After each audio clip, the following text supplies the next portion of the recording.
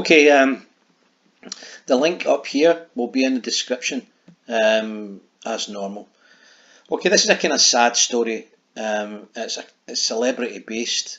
It's surrounding a young guy called Mike Thalassitis. I've made a mess of his surname, but that's just the way it is. His friend here is speaking about the things that led up to his death and that. And I've been reading a few things about him myself. Now, apparently this young guy, that's him there, he was on this programme. Now, I don't watch it. It was called Love Island or whatever, and it's apparently really, really popular now. I don't know whether he won it or not, but the point is he done quite well when he left there. I think he got a bit of a profile. He was obviously going to the places, he was getting his picture taken. He may even have got some sponsorship.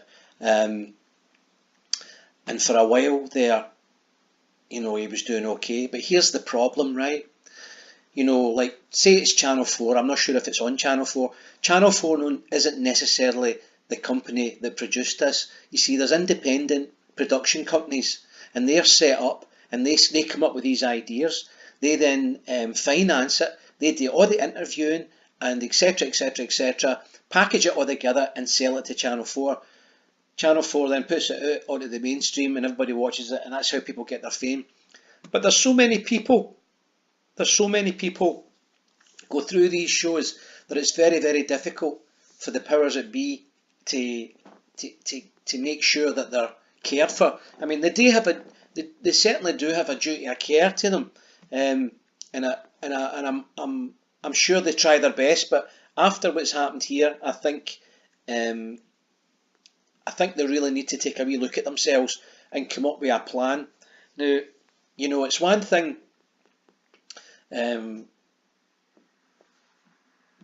have a profile, to be going to parties, and all the rest of it, but that takes a bit of upkeep. So to keep that profile, you need good clothes, probably need a car, a nice car, you probably need a nice house in the area where you're living. Say you had to move to London, and then you've got yourself a really good looking girlfriend who's got expectations, etc. So that puts a lot of pressure on somebody if that's not necessarily been your kind of lifestyle.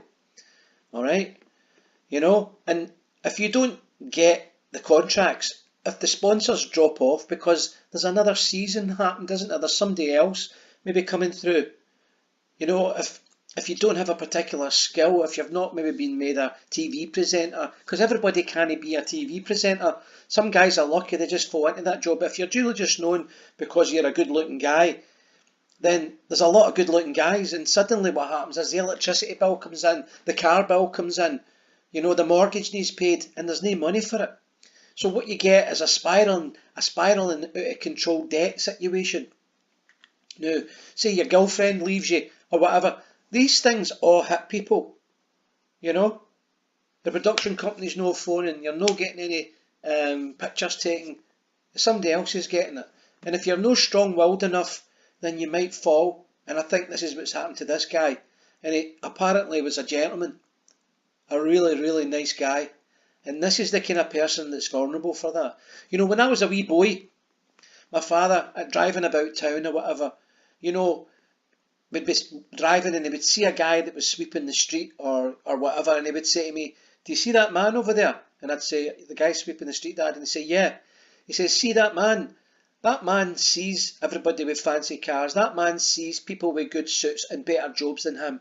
But the reason he's doing that, and a lot of people, don't give him respect for what he's doing." He says, "But you should and I do, because he's probably got a family. And he knows there's people with better jobs, but he's accepted that that's where he's going to be able to get his money to keep his family going. And he might have children that he's putting through university to become a lawyer. So start thinking about it like that." And that's what my father said to me.